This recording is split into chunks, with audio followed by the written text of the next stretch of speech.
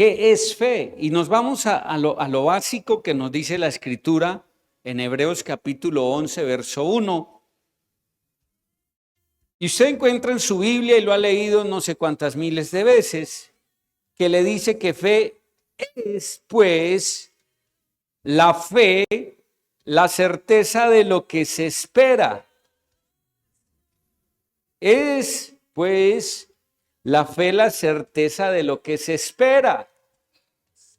La convicción de lo que no se ve.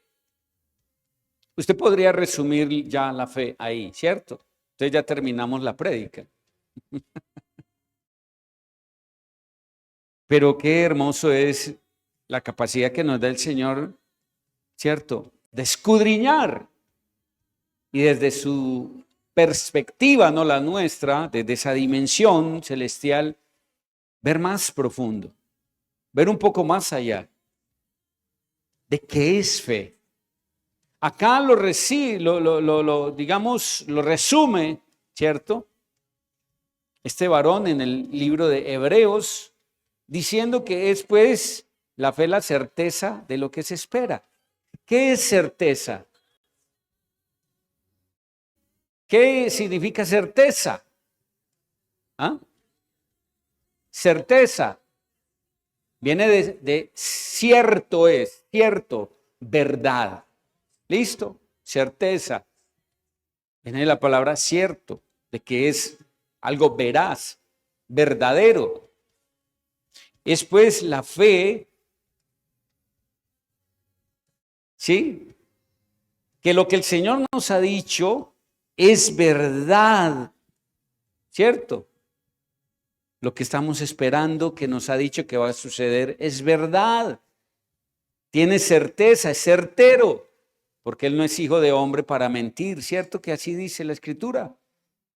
Y mucho menos hijo de hombre para que se arrepienta.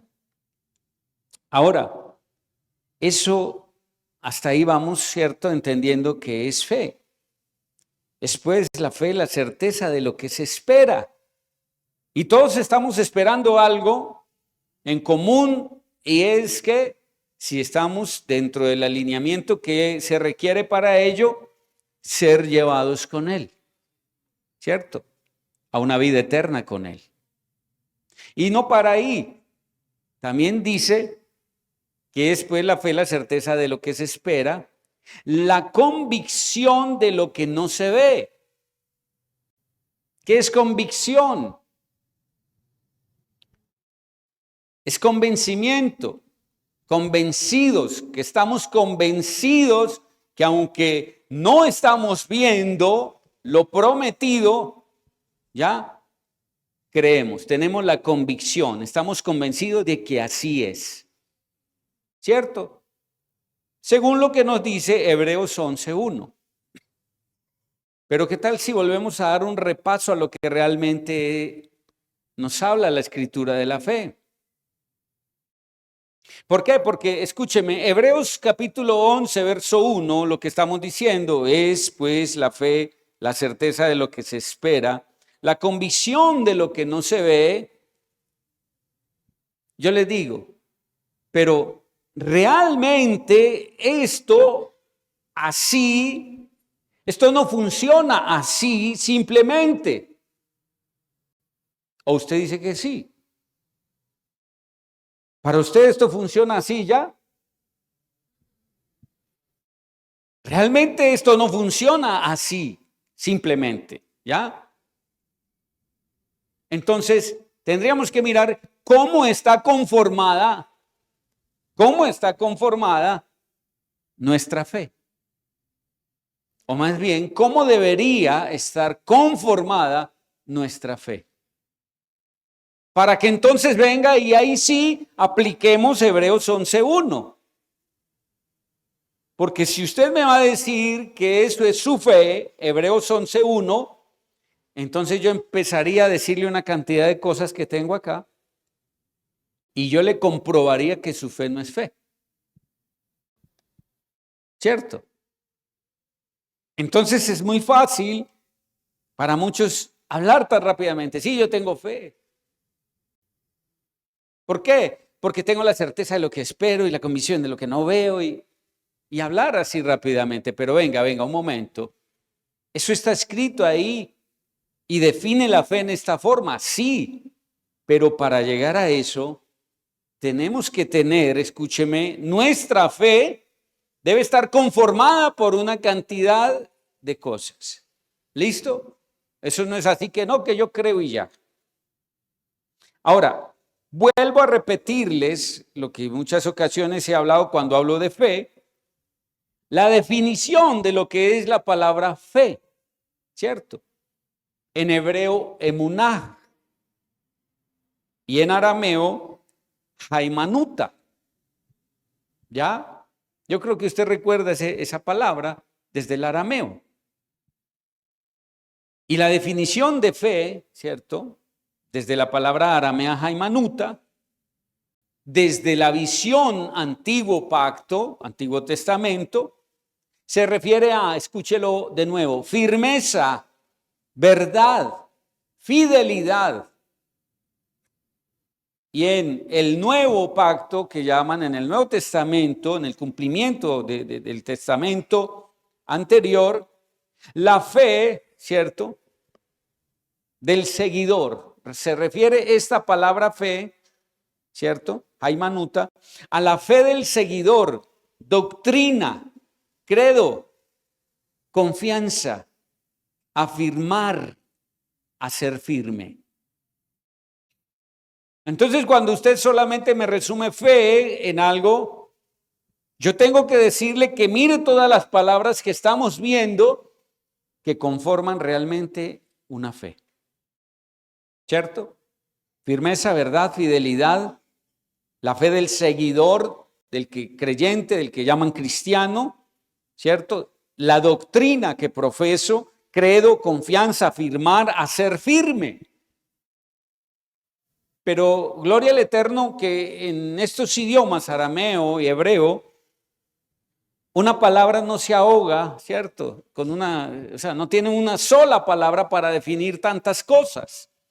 Hay otra palabra aramea para definir también fe, y es tabdita, ¿sí? Pero esta habla de reconocimiento, ¿sí? Se define reconocimiento, acción de gracias. También encierra la palabra doctrina, como también alabanza, profesión. ¿La fe es una profesión? Profesión, confesión, y esto está derivado de adbi, que es confesar, reconocer, profesar, afirmar, asegurar, dar gracias, alabar, que a su vez viene de la raíz yedé, y es ser fortalecido, ya desde esta raíz, es ser fortalecido, y lo tremendo también significa profetizar. Profetizar. Quería que entonces tuviéramos al menos el conocimiento, la definición de lo que es fe desde el pueblo judío, ¿cierto? Desde su lenguaje, desde su lengua, aramea. Hoy estamos viendo el tema que titula Solo la fe no te salva. Solo la fe no te salva. Usted podrá decir, pero dice la Escritura que por fe somos salvos, ¿cierto? Santiago capítulo 2. Santiago capítulo 2. Vamos allá. Y aquí nos habla de amonestación contra la parcialidad. ¿Qué nos quiere decir eso? ¿Qué es amonestación? Un llamado de atención. ¿Y parcialidad qué es?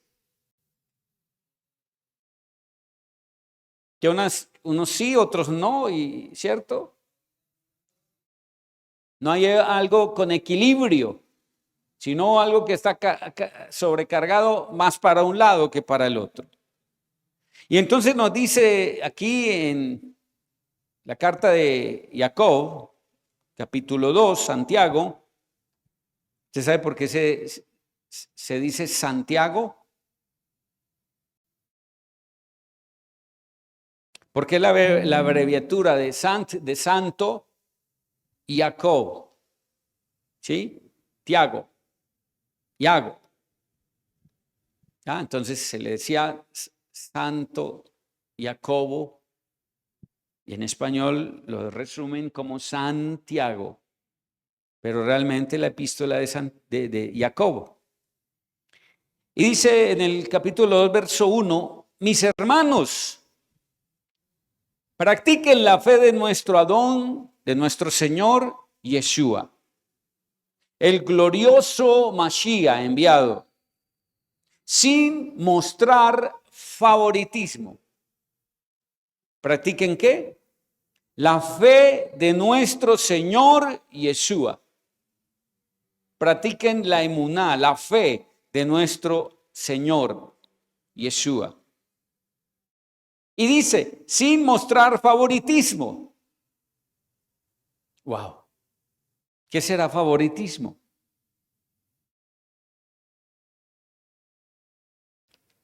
Y por eso es la amonestación, ¿cierto? Contra la parcialidad. Verso 2. Supongan que un hombre viene a la sinagoga, al lugar de reunión como hoy, usando anillos de oro y ropa costosa, y también un hombre pobre vestido de harapos. Si muestran más respeto al hombre de las ropas costosas y le dicen, toma este buen lugar aquí, mientras al hombre pobre dicen, tú te pones de pie allá, ¿cierto? O siéntate en el suelo a mis pies. Eso practicaban en ese tiempo. Pero hoy en día, aunque hay sillas, ¿cierto?, diferentes y hay más comodidad que en aquel tiempo, en este momento todavía esto sucede, ¿o no? Sí. Si muestran más respeto al hombre de las ropas costosas y le dicen, toma este buen lugar aquí, mientras al hombre pobre dicen, tú te pones de pie allá o siéntate en el suelo a mis pies. Verso 4. Entonces, ¿no están creando distinciones entre ustedes? ¿Se han hecho jueces con motivos malignos? Escuchen, mis amados hermanos. ¿No ha escogido Jehová a los pobres del mundo para ser ricos en fe y para recibir el reino prometido a los que le aman? ¿A quiénes escogió el Señor primeramente? A los pobres. Pero acá no estamos hablando tanto de pobre económicamente. Hablamos de los pobres de espíritu. Porque hay ricos, escúcheme, no todos son, ¿cierto?, desechados por el Señor. Hay ricos que pueden tener un corazón noble, pero son pobres de espíritu, aunque tengan mucho dinero. Y de ellos también va a ser el reino, ¿cierto? Él también los quiere llevar a que el reino sea para ellos. Ahora,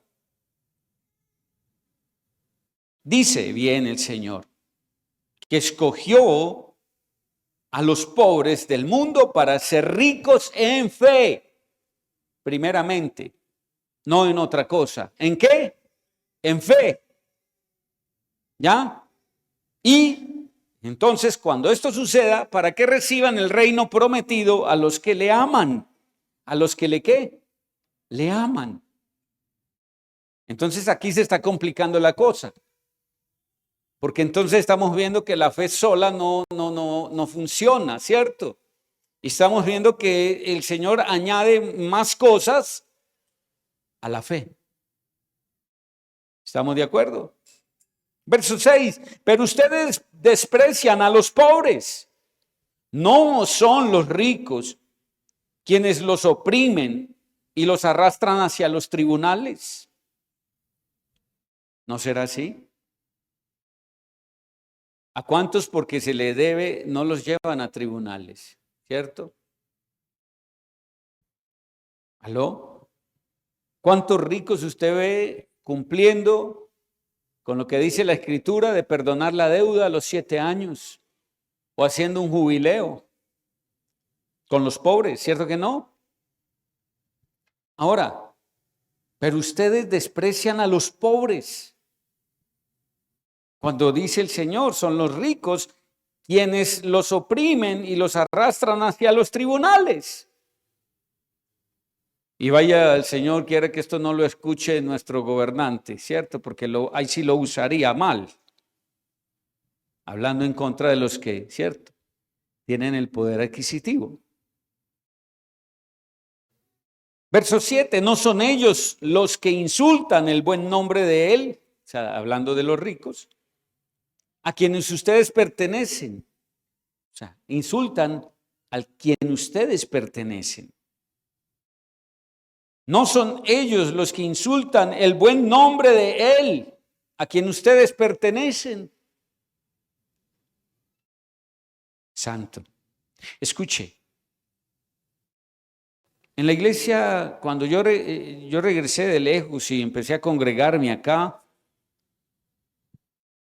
en la congregación, antes de ser llamado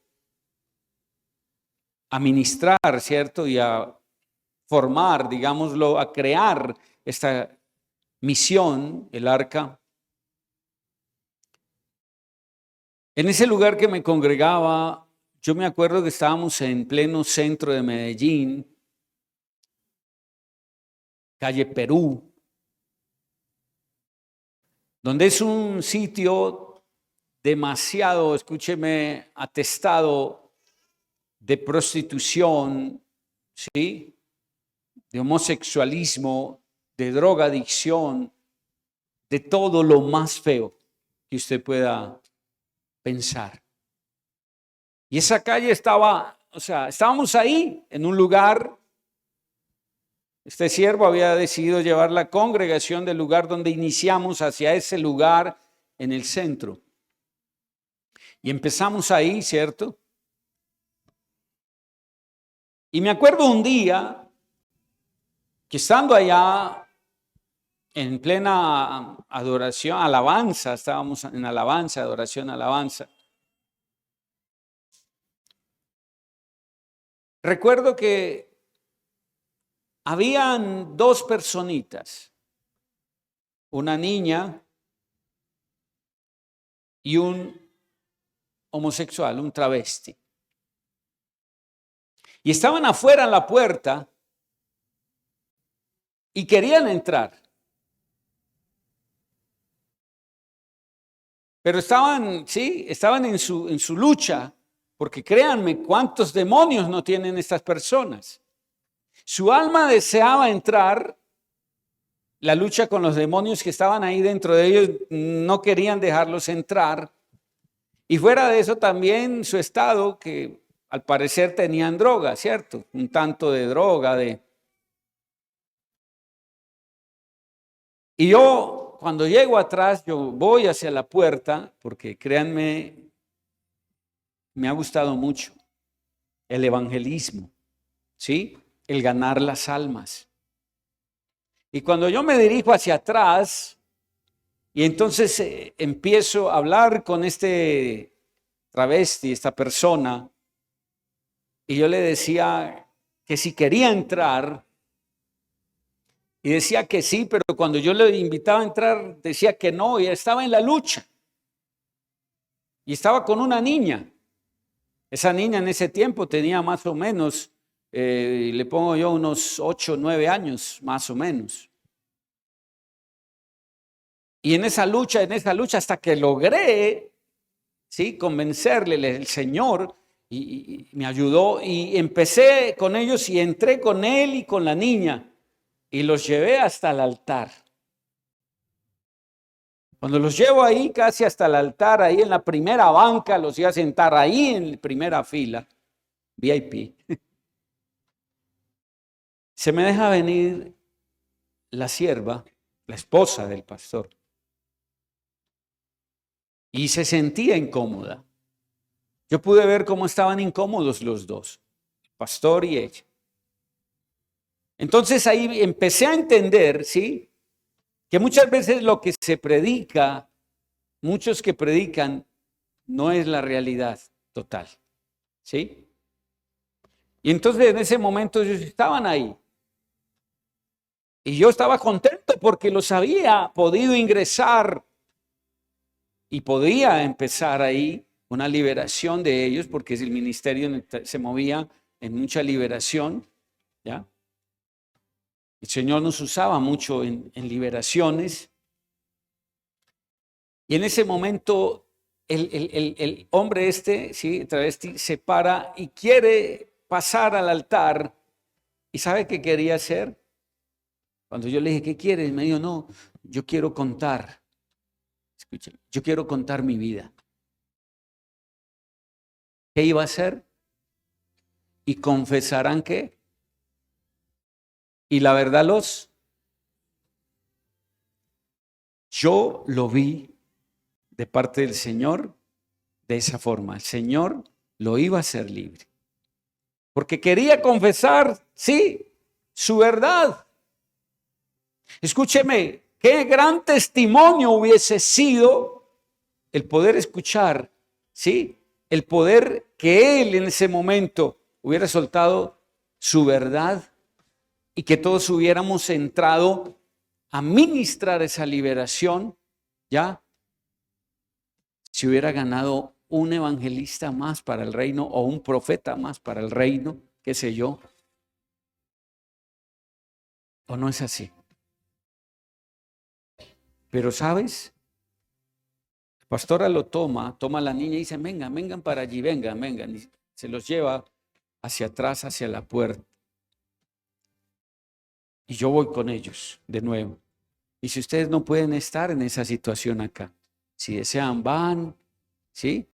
Van, como que se cambian, porque créanme cómo estaba vestido un travesti. Y la niña también estaba en ropas, cierto, no adecuadas. Pero ¿a usted qué le importa la ropa en ese momento? ¿No ve que estamos pescando lo perdido? Lo vil y menospreciado que el Señor vino a rescatar del mundo. El religioso que está ahí, que va a ver vulgaridad, que va a pensar mal, es porque, como dice la Escritura, en su corazón está así, podrido. Es un religioso. Y de eso está lleno las iglesias, religiosos. Y yo sentía un dolor cuando yo vi que estaba sacándolos.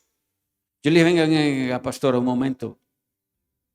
No, es que ellos desearon entrar para ser libres. ¿Cómo los vamos a...? No, pero es que no están en la condición que yo. ¿Y cuál es la condición? Y empezamos a hablar ahí, ¿cierto? En ese momento, hasta esos días, yo era mano derecha del pastor. Después, cuando ya empecé ¿cierto? Ya viene el que me sentaron mucho tiempo, y es cuando el Señor me llama porque ve que ahí no voy a producirle al reino. Entonces, empecé a entender qué estaba pasando. Realmente. Señor, a mostrarme lo que había en el corazón de estos siervos. Y entonces yo en ese momento le dije, no, pero es que no, que vayan, se cambien, que reposen un poco, porque mire el estado en que están. Entonces yo le dije, pero pastora, es que esto no es la iglesia del Señor, este no es el lugar para que entren y sean libres. Y empecé a hablar. Y entonces el muchacho en ese momento dijo, por eso es que nunca he querido venir a una iglesia. Así empezó, ¿sí? Su reacción, por eso, porque todos son igual y porque... Yo me salí hacia la calle con ellos, ella se entró y yo me quedé con ellos afuera. Y yo le decía, mira, siento lo que ha pasado, tremendo, yo sentía dolor.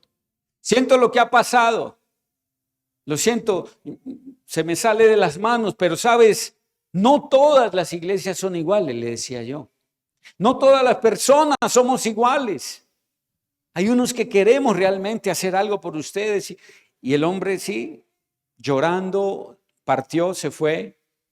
Ese fue mi primer vez donde recibo tremendo golpe en ese ministerio que el Señor nos da de evangelismo. Tú queriendo ganar y ahora también tocó ver la otra parte, cómo gente de posición buena se le atendía muy bien. Entonces empecé a ver las cosas como realmente debían ser vistas.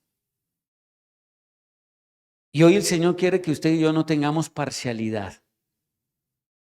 Hoy el Señor quiere que usted y yo veamos como Él ve. Porque el que está hoy hundido en el fango, hundido en la droga, hundido en la inmundicia, quizás podrá llegar a ser el primero. Y el que se cree primero, muy apóstol, muy profeta, muy pastor, muy evangelista, muy lo que sea, podrá llegar a ser el último. El que crea estar firme, mire y no caiga. Porque le digo una cosa. Cuando nosotros peleamos, no contra el hombre, peleamos contra las tinieblas, tratando de hacer justicia, el Señor lo ve.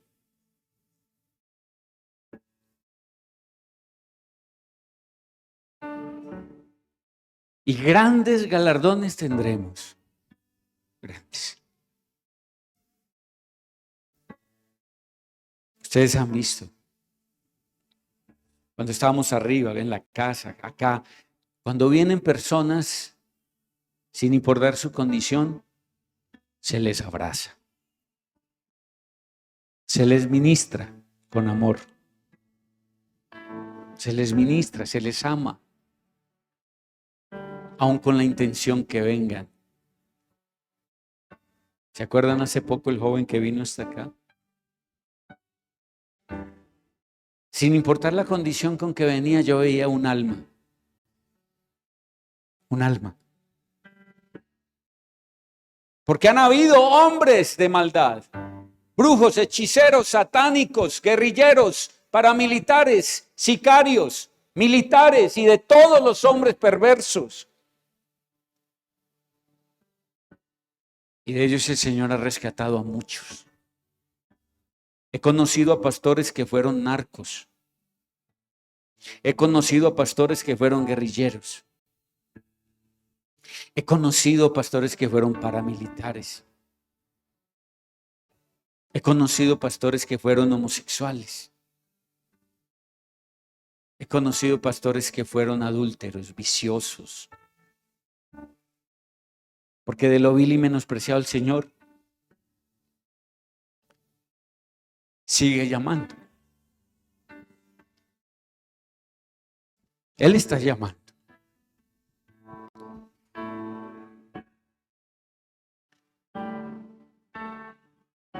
Y por eso el Señor quiere que hoy entendamos qué es fe.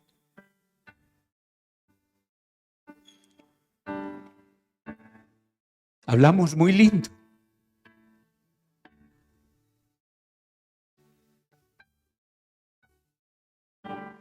Pero ¿qué es fe?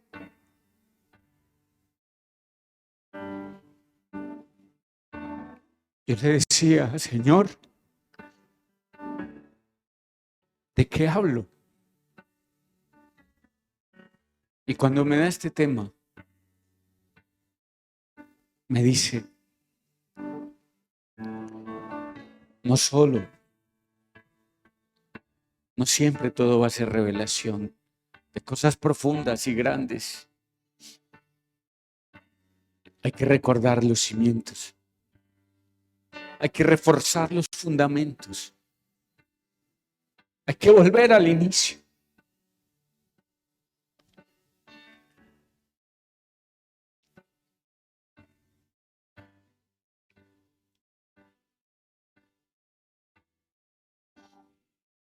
Mi anhelo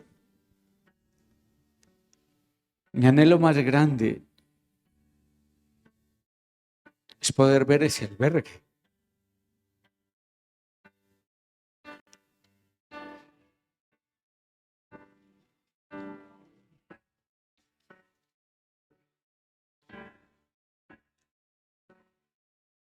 Y que entre todos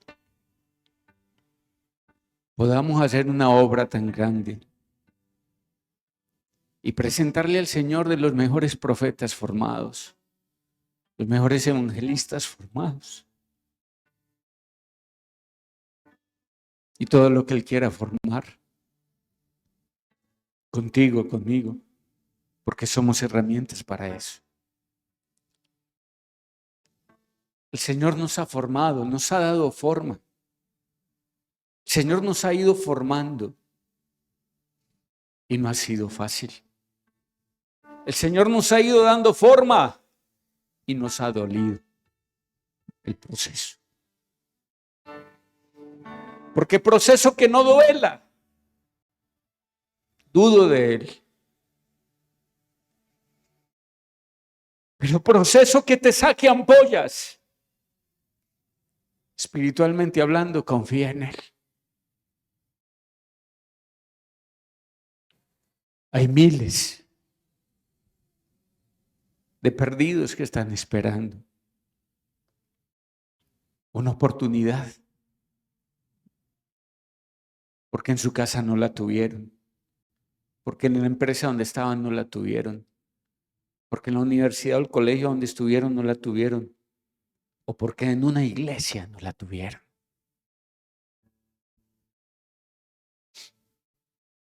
Y tú y yo, ¿qué estamos haciendo? ¿Qué estamos haciendo? Cada día que pasa, nuestra vida se está apagando. Es un día más bien un día menos de vida. Los años que ya pasaron en nuestra vida, no podemos hacer que regrese. Lo que hayas hecho o no hayas hecho ya estuvo. Ya no hay tiempo de devolver la vida atrás y recuperar a los que pasaron por nuestra vida. Ya no hay tiempo. Pero sí tenemos tiempo de aquí en adelante de reivindicarnos con el reino, con el que nos llamó. ¿Usted sabe cuánto arsenal hay en todos esos habitantes de calle? ¿Usted sabe escúcheme, cuántas samaritanas hay aquí en el centro de Medellín? ¿Usted sabe cuántas mujeres de todas esas que están vendiendo su cuerpo? Puede ser la Miriam que enjuga los pies del Señor. Él las va a rechazar. ¿Ustedes creerán que el Señor rechace? ¿Quién le enjugaba los pies al Señor?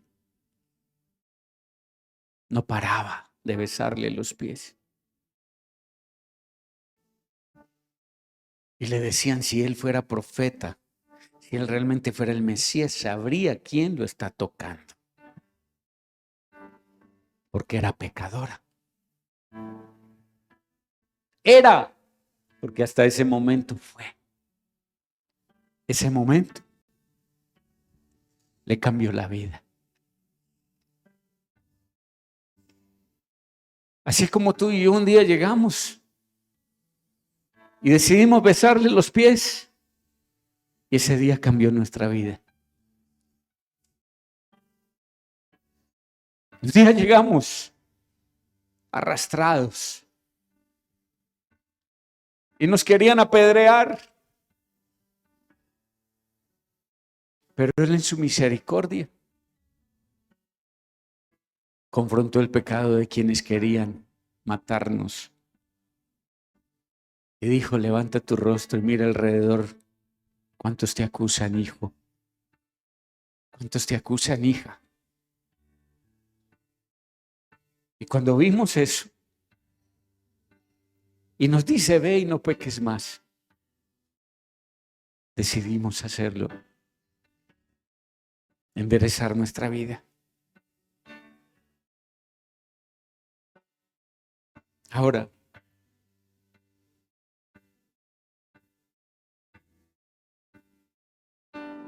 santo.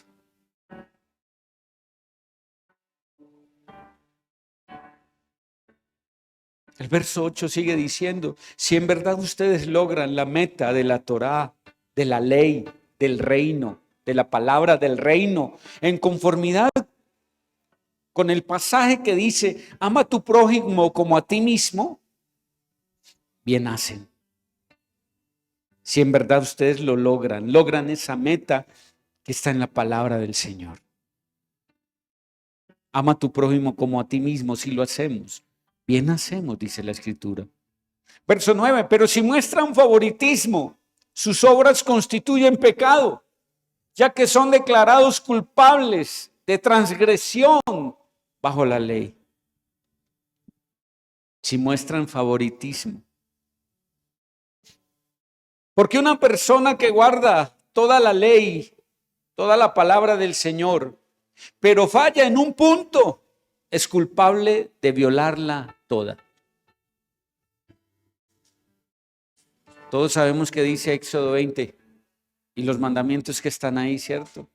Y si usted cumple 9, pero le falta uno, o si como el joven rico los cumple todos, pero no deja todo por seguirlo, no es digno. No es digno. Y se hace culpable al violar la ley. Porque él dijo, no cometerás adulterio. También dijo, no asesinarás. Ahora, si cometen adulterio, si no cometen adulterio, pero si asesinan, se han vuelto transgresores de la ley. Permanezcan hablando y actuando como personas que serán juzgados por una ley, una palabra que da libertad. Porque el juicio será sin misericordia para los que tienen misericordia. ¿Están escuchando eso? Porque el juicio será sin misericordia para los que no tienen misericordia. Pero la misericordia triunfa sobre el juicio. ¿Usted puede entender eso? Alguien puede estar sentenciado en un juicio y el juez en ese momento tiene toda la autoridad de sentenciarlo, ¿cierto? ¿Ya? Tiene toda la autoridad de sentenciarlo. Pero el juez en ese momento decide tener misericordia. Escúcheme, aunque la sentencia debería ser pena de muerte, un ejemplo. Escuche bien, está en manos del juez si aún lo dejan en libertad. ¿Sabía eso? Estuve una vez en un juicio con un joven que quisimos ayudar. Triste y lástima que el hombre no quiso caminar con el Señor después de eso. Y yo recuerdo que por ese joven llegaron a la congregación, muchos estábamos ahí, y lo sacaron. De la propia congregación lo sacó la policía y se lo llevó. Y en la misericordia del Señor, corrí, le ayudé con un abogado, estuvimos allí, en la audiencia, en el juicio. Escuche bien, cuento esto porque es real. Y estando allí, los argumentos del abogado no sirvieron para nada, su defensa no sirvió para nada, porque eso fue a quemarropa, tuvo que presentarse al día siguiente. ¿Cómo prepara una defensa así de la noche a la mañana? Casi no pudo hacer nada el abogado. Y la fiscalía tenía toda la documentación y las pruebas de por qué él debería ser sentenciado. Y la fiscal mostró todas las pruebas. Y yo simplemente le dije, Señor, solo tú puedes sacarlo de esto. Ten misericordia y líbralo. Fue mi oración estando atrás, no me hice adelante, me hice atrás orando por este joven. Señor, ten misericordia y líbralo. Tú tienes la última palabra y la puedes poner en boca del juez. Y algo sorprendente, porque cuando ya todo estaba dicho, el juez dice, en base a lo que el fiscal ha presentado y las pruebas que ha presentado, ¿sí?, demuestran que esto, sí, ha sido extorsión y empezó a decir todo. Yo di en mis adentros, dije, según lo que está hablando el juez, está perdido. Está perdido. Yo, créanme, escúcheme, aunque oré, en ese momento con todos los argumentos que el juez estaba diciendo, dije, no, este ya lo mandó a mínimo, porque iban a ser mínimo 26, 27 años. Mínimo. Posiblemente aumentaba porque habían otras cosas que iban a ser sumadas. Y sin rebaja de pena no negociable, nada. ¿Ya? Por ser extorsión.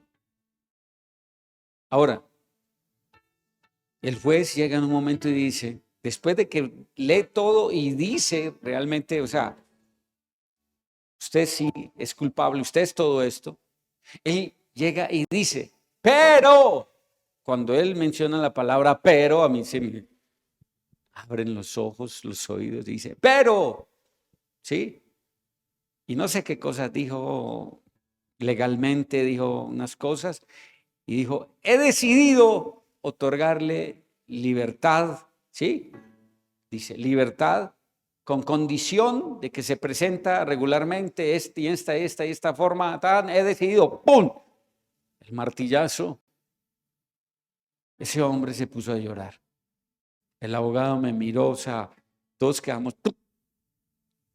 Y la fiscal era, su señoría, pero para hacer objeción, y ella dijo, no acepto más, esto es lo que he decidido y punto. Con todas las pruebas. Escúcheme, la misericordia está por encima del juicio. La misericordia está por encima del juicio. Y por eso jamás debemos, escúcheme, apartarnos de la misericordia. Que somos hijos y vivimos por la gracia del Señor, ya, sí. Pero es que como todavía pecamos, la gracia no nos tapa, no nos cubre. Solamente entonces tenemos que volver a ir ¿a qué? Al punto de la misericordia. Camina recto, camina fiel, camina en obediencia, camina en santidad. Y la gracia está sobre ti. Y tienes el favor del Señor y de los hombres. Y en el momento que estás en total santidad no necesitas misericordia porque ya no hay que perdonarte. Pero cuando caemos en una falta, ¿quién le dijo a usted que puede levantar la cabeza y decir solo por gracia sigo siendo salvo? Mentiras del diablo. Requieres volver al lugar, a la posición de rostro en tierra, a pedir misericordia. Porque el pago del pecado sigue siendo la muerte. ¿Aló? Y entonces es ahí donde estamos hablando de que el juicio, porque el juicio será sin misericordia para los que no tienen misericordia, pero la misericordia triunfa sobre el juicio. ¿Ya? Ahora, estas personas que están constantemente haciendo juicio contra las demás personas, hermanos, y son juzgue y haciendo juicio, ¿qué vendrá sobre ellos? No viene misericordia, viene juicio. ¿Aló? ¿Usted está entendiendo esto? Es tremendo. Entonces,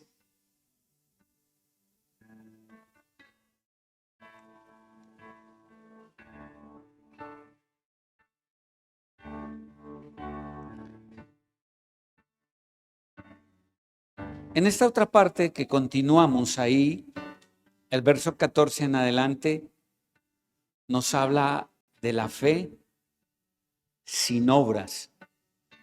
¿Es qué? Muerta. Verso 14. ¿De qué sirve, mis hermanos, si alguno asegura que tiene fe, pero no tiene obras? ¿Podrá esta tal fe salvarle? ¿Usted qué opina de eso?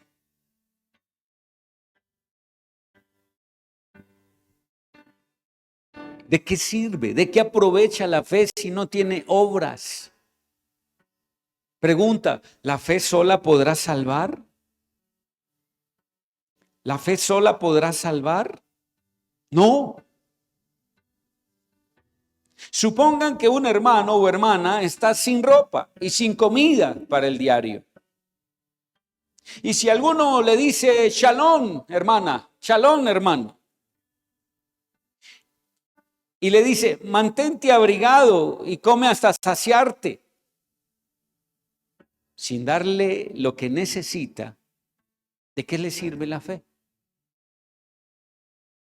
Alguien que tiene la forma, ¿cierto?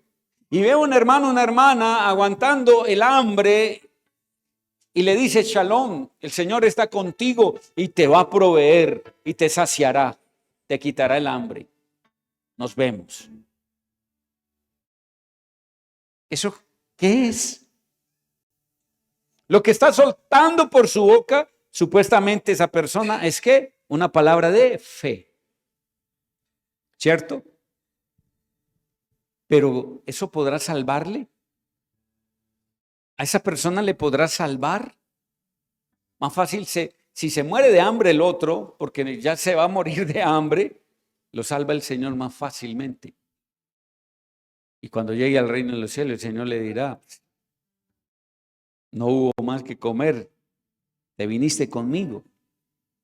Pero el que no te ofreció teniendo la oportunidad se pierde. Verso 15, supongan que un hermano o hermana está sin ropa y sin comida, lo acabamos de decir, y le dice esto, shalom, mantente abrigado, pero prácticamente no le corresponde con lo que debería. ¿De qué le sirve? Verso 17, así que la fe sola, si no está acompañada con obras, está muerta. La fe, si no está acompañada con obras, ¿está qué? Muerta. ¿Aló? ¿Cuántas personas ustedes ven que profesan mucho de la fe? Y por todas partes vemos eso.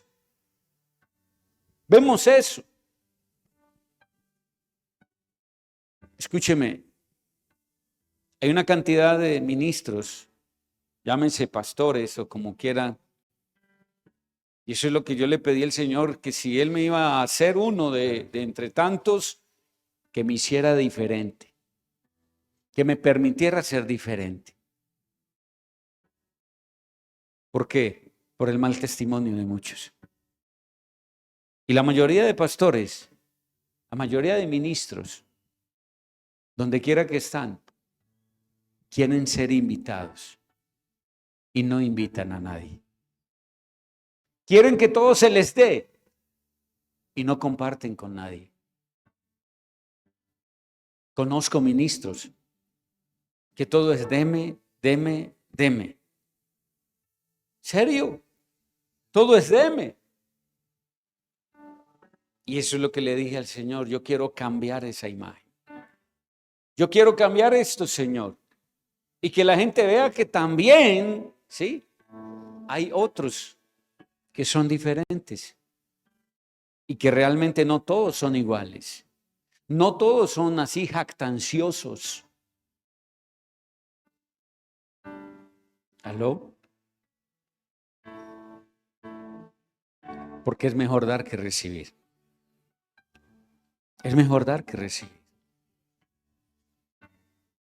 Me agrada tanto cuando puedo ver a alguien que no tiene pasajes y en lo secreto darle los pasajes. Cuando veo a alguien que tiene hambre, tiene necesidad y poder hacerlo. En mi casa lo aprendimos. Y para la gloria del Señor, me acuerdo una vez, recién salidos de la prueba económica en que estuvimos, empezando el ministerio. No recuerdo el mercado número tanto de los primeros que teníamos. Estábamos recién mercaditos, y llegó un hermano y nos contó su situación, cómo estaba en su casa, sin qué comer él, su esposa, sus hijas. Y conforme estaba el mercado lo recogimos todo y se lo entregamos. Quedamos sin nada, físicamente, pero con un corazón lleno de alegría. Y eso es lo que el Señor quiere, que todos entendamos, que todos hagamos. Yo no puedo predicar fe y decirle, hermano, que estés bien, el Señor estará contigo. Si yo tengo la capacidad, muchos saben, ten. Ha sido así. Y eso es lo que el Señor quiere, que tu fe no esté muerta, que tu fe realmente, más que por las palabras, sean vistas. ¿Por qué? Tus frutos, tus obras. Verso 18. Pero alguien dirá, después de este verso 17 que dice, así la fe sola, si no está acompañada con obras, está muerta. Verso 18. Pero alguien dirá, tú tienes fe y yo tengo obras. Muéstrame esta fe tuya sin las obras y yo te mostraré mi fe por mis obras. ¿Qué tal si le sale a usted una persona de esas así? Aún hasta un mismísimo ateo. Le dice, tú profesas que tienes fe. Y acabo de ver que alguien te pidió y tú pudiendo y no lo hiciste. Y se llama un hermano tuyo. Pues entonces muéstrame tu fe, ¿cierto? Así. Tú tienes fe y yo tengo obras. Muéstrame esta fe tuya sin las obras. ¿Qué sentirías confrontado así? Y que el ateo te diga, y yo te mostraré por mi fe, ¿sí? Mis obras. Y llegue y le entregue lo que usted no le dio y diga, vea, tenga aquí, le sacio el hambre. ¿Cómo quedará el tal creyente? Lo hizo un ateo. Y el que tenía la supuesta fe y al Señor consigo, no hizo nada. Verso 19. ¿Tú crees que Elohim es uno? ¿Tú crees que Elohim es uno? Haces muy bien. También los demonios lo creen. El solo pensarlo los hace temblar de miedo. ¿Está entendiendo? ¿Tú crees que Elohim es uno? Haces muy bien. O sea, si dices que sí, entonces, ok, tienes fe. Y dice, también los demonios creen eso.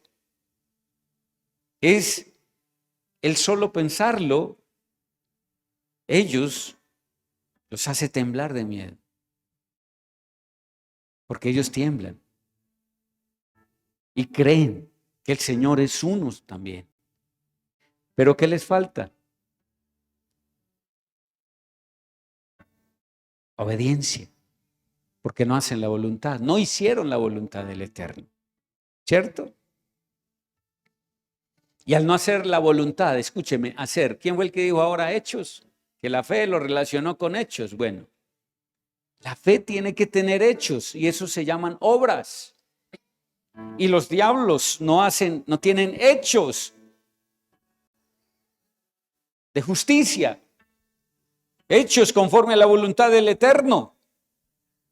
Entonces su fe no sirve de nada, aunque creen en el Señor. Verso 20. Pero pobre hombre, quiere ser mostrado, ¿sí? Quiere ser mostrado qué tal fe apartada de las obras es estéril. Verso 21, ¿no fue Abraham declarado justificado por sus obras cuando ofreció su hijo Isaac sobre el altar? ¿Qué le pasó a Abraham? ¿Declarado qué? Justo, justificado. ¿Por qué? Por esa obra. Pueden ver que su fe actuó junto con sus obras y por las obras la fe fue perfeccionada. Mis amados, esa fe suya sin obras es muerta. Y no aprovecha la fe si no tiene obras. No da salvación. Porque esa fe sin obras está muerta. Ahora, lo que estamos leyendo, Santiago, acá, en lo que estamos leyendo, está exponiendo la religión pura, según también como está en Santiago capítulo 1. ¿Sí? Y ya lo vamos a leer. Está exponiendo la religión pura. Enseguida vemos cómo. Porque el que tiene fe sin obras es religioso. El que dice que cree y profesa fe y habla la Biblia, pero no tiene obras, es religioso. La fe se perfeccionó por las obras. Escúchame, tu fe se perfecciona por medio de las obras. Tu fe se perfecciona por medio de las obras. Yeshua fue perfeccionado. ¿Cómo aprendió el Señor obediencia? ¿Por medio de qué? Del sufrimiento, del sacrificio. Y a veces queremos alcanzar niveles de fe sin sacrificio. Queremos alcanzar cosas grandes sin dolor. Y no le estoy diciendo sea masoquista. Y que usted empiece a decir, ay, cómo me duele de rico. No. Pégame más duro. No. Es aprender a que cuando viene una prueba, esto nos perfecciona en la obediencia. Aprendemos obediencia. Pero que sea un dolor no por consecuencia de un pecado. Que cuando a ti te ocurra algo, escucha bien, escucha, Shema. Que cuando te ocurra algo no sea por consecuencia de pecado. No sea que tú llegues y llames a una consecuencia de pecado, prueba. Eso no es prueba. Pero que si realmente es una prueba que el Señor te está permitiendo, la recibas con amor. Y permitas que esa prueba, el dolor que te cause, te lleve a aprender obediencia. ¿Aló? Así funciona. Otra cosa, lo podemos ver en el verso 23, ahí donde estamos.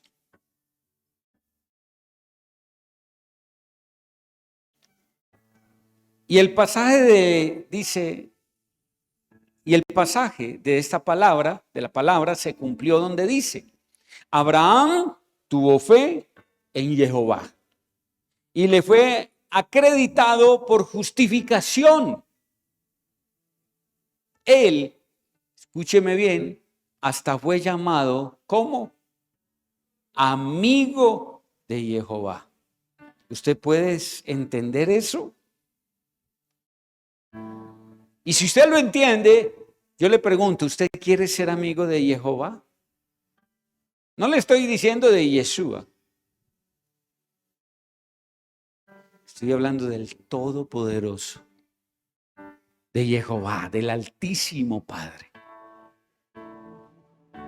¿Aló? ¿Usted quiere ser llamado amigo de Jehová? ¿Cuántos hay llamados en la Biblia amigos de Jehová? ¿Quiere ser llamado amigo de Jehová?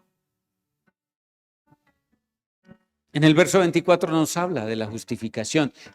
Pregunta, ¿usted quiere ser justificado? ¿Aló? ¿Usted quiere ser justificado? ¿Usted quiere ser amigo de Jehová? Como dice ahí, en el verso 24, que él fue justificado, Abraham, por su fe, por su obediencia. Verso 25, ¿de qué nos habla el verso 25? De una prostituta, ¿cierto?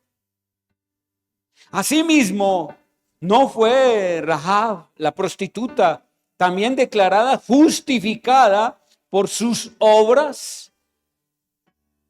Cuando recibió los mensajeros y los despidió por otro camino. Rahab, escúcheme bien, esa prostituta Rahab, ¿qué hizo? ¿Qué hizo Rahab? Rahab no era devota, no se congregaba con los judíos. Y Rahab creyó. Rahab pudo haber dicho e irse delante del rey allá a tocarle la puerta a uno de los principales y decirle, hay un plan de parte de los hebreos, ¿cierto? Y en esa forma ella pudo pensar, así me salvo yo y salvo el reino. Pero ¿qué había en Rahab, la prostituta, que obedeció?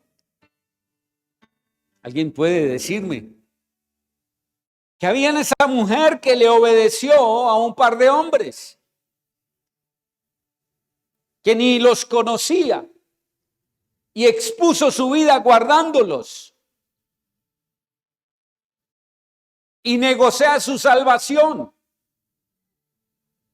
la verdadera salvación? Y no sabía lo que venía. Esa mujer no sabía lo que se le venía para la eternidad. Porque Rahab va a tener una de las más grandes posiciones en el reino.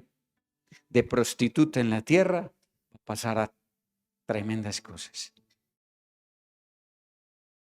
Posición de gobierno en el reino de los cielos, como muchos no la tendrán. Rahab. Del vientre de Rahab. Por medio de Rahab viene a descender David. Por medio del vientre de la prostituta Rahab viene a descender, ¿quién más? Yeshua. ¿Están entendiendo? Santo. De lo vil y menospreciado el Señor te escogió y te puso nombre. Y va a hacer nacer de ti la obra más hermosa de estos últimos tiempos. De ti el Señor va a sacar vástago. De ti el Señor va a sacar vara. De ti el Señor va a sacar cetro. Reyes. Rahab, la prostituta, una prostituta escogida. ¿A quién se le ocurre? ¿Quién es Jehová? ¿Quién es el Ruach Kodesh, el Espíritu Santo? ¿Que no concibe? ¿El Ruach Kodesh no concibe? ¿Y quién es Yeshua? El Santo de los Santos, el Kadosh de los Kadosh. Padre, Hijo, Espíritu Santo. ¿Deciden tomar a quién? A Rahab. Para que de ella salga ¿quién? ¿El Mesías? ¿El Mashiach? Entonces yo les digo hoy,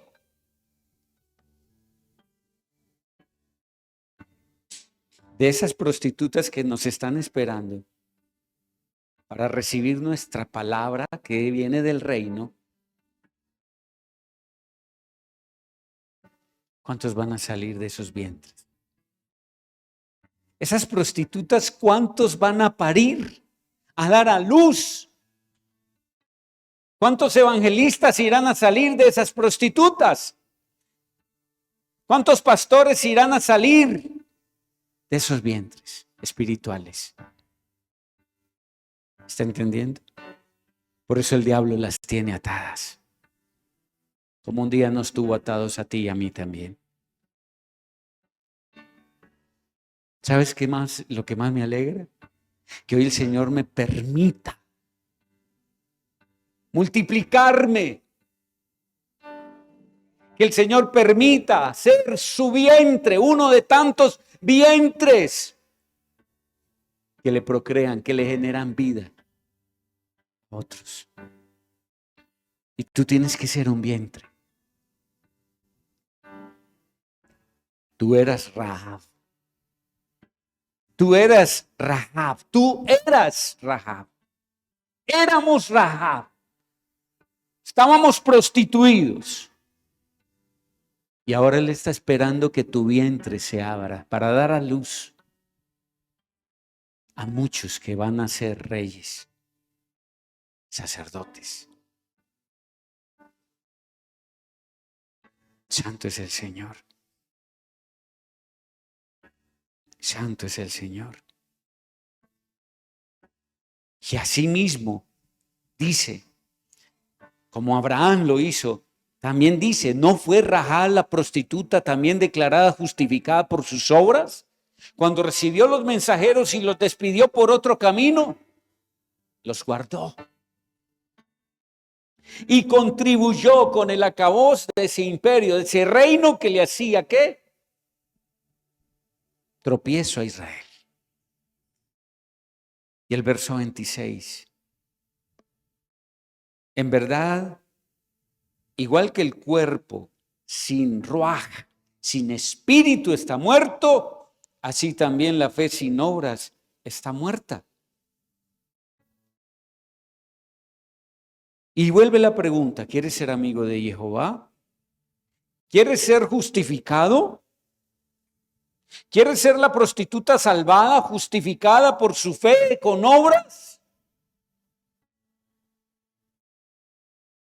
Y la pregunta, entonces, ¿qué ocasiona la muerte? Estoy hablando de los últimos versos. ¿Qué ocasiona la muerte? Y lo acabamos de leer. En verdad, igual que el cuerpo sin el espíritu está muerto, así la fe sin las obras está muerta. ¿Qué ocasiona la muerte? Una fe sin obras ocasiona la muerte. Santiago capítulo 1.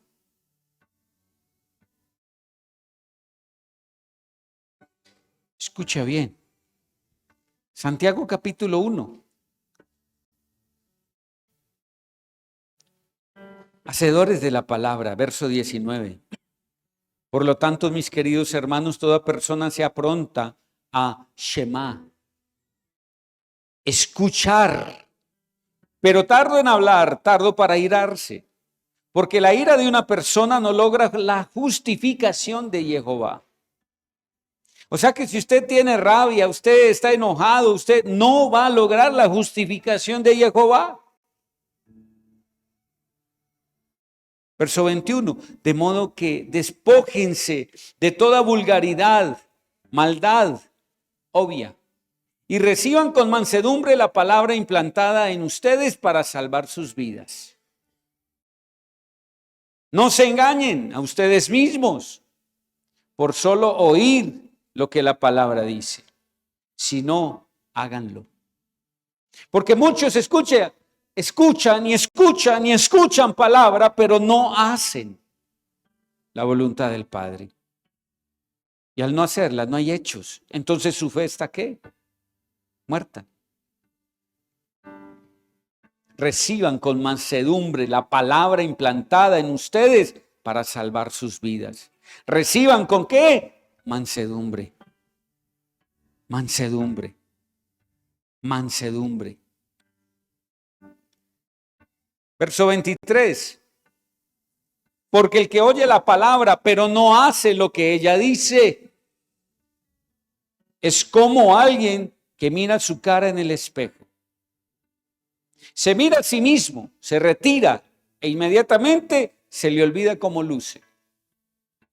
Como usted mirarse al espejo y cuando ya va por allá una hora después en el camino dice, ay, ¿qué maquillaje me eché? ¿Aló? Ay, sería que sí me depilé bien. Se le olvidó cómo se vio, cómo estaba su semblante. ¿Cierto? ¿Aló? No se engañen ustedes mismos por solo oír lo que la palabra dice, sino háganlo. Porque el que oye la palabra pero no hace lo que ella dice es como alguien que mira su cara en el espejo. Se mira a sí mismo, se retira de inmediatamente, se le olvida cómo luce.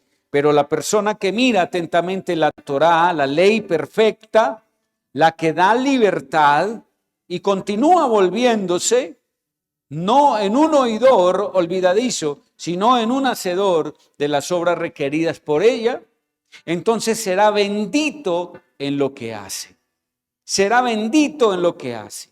Cualquiera que crea que es un observante religioso, pero no controla su lengua, se engaña a sí mismo.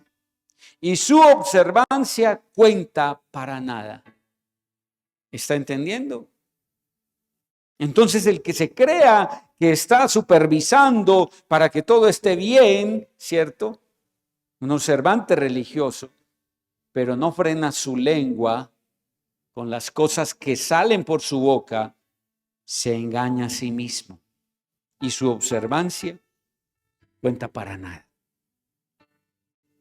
27. La observancia religiosa que Elohim, el Padre, considera pura, si así lo quieren escuchar, y hablando de la palabra religiosa, entonces la que el Padre considera pura y sin falta es la siguiente, es esta: dar cuidado a los huérfanos y viudas en sus tribulaciones y mantenerse uno mismo sin contaminaciones del mundo. Entonces ahí el Señor sí le valdrá su religión. ¿Ya? Porque ya no estará viviendo en una religión. Mis amados, la fe, pues, jamás podrá estar desligada de la obediencia. Jamás. La fe, para que sea realmente fe, emuná, tiene que ir con obras. Y cuando usted hace obras, es porque cree realmente que lo que está haciendo le va a ser contado como justicia. Resumido es, usted está obedeciendo a lo que cree. Eso es fe. El que obedece a sus principios, a lo que cree. Porque hay gente que cree, pero no tiene hechos. No obedece lo que el Padre quiere. Y esa persona, su fe tiene una fe muerta y por lo cual puede estar muriendo o estar muerto hace rato. Así que yo los invito, mis amados, a que sepamos y hoy volvamos a rectificar, volvamos a recordar qué hay de nuestra fe. ¿Cuánto hace que no hay obras? ¿Somos salvos realmente? ¿Somos salvos realmente? Aunque le digo una cosa, hasta el día de hoy nadie ha sido salvo. Estamos caminando para ser salvos. ¿Ya? Y los que murieron creyendo en la palabra, ¿ya fueron salvos? ¿Usted qué cree? Están esperando todavía, porque todavía no han recibido la corona de la vida. O sea que aunque murieron creyendo, hicieron todo lo que hicieron, todavía no se les ha dado el paso. ¿A qué? A la salvación eterna. ¿No ve que sus cuerpos no han resucitado? ¿Y no han sido transformados en cuerpos gloriosos, como dice 1 Tesalonicenses 4 que debe suceder? Nadie al momento ha recibido la salvación eterna. ¿Está entendiendo? Entonces, unámonos a los que murieron creyendo, para que cuando estemos allí todos juntos, a todos se nos dé la corona de la vida, la corona de la gracia, la corona de justicia, la corona de gloria, la corona incorruptible, todas las coronas. Ponte de pie, vamos. En el nombre poderoso de Yeshua. ¿Qué tiene tu espíritu, Señor, que cuando nos tocas, nos haces qué? Temblar. Padre, te damos gracias. Y queremos que hoy tu espíritu, tu ruaj, nos haga temblar de nuevo. Y ruego ahora para que cuando llegues a tu casa esta noche, allí en ese aposento, en ese lugar, el ruaj, el espíritu te haga temblar. Entres en su presencia y encuentres que te hace temblar, que te hace vibrar. Padre, hoy te amamos, te bendecimos. Queremos decirte, Señor, que queremos, Padre Celestial, tu ruaj esta noche. Queremos esta noche ser ministrados poderosamente. Señor, los que en algún momento flaqueaban en la fe, los que en un momento estaban algunos, Señor, desmayando en lo que estaban creyendo, te pido hoy una ayuda. Te pido hoy, Señor, un soporte. Te pido nos des todos la mano y ayúdanos a levantar, Señor, todos tus hombres en la Biblia, en algún momento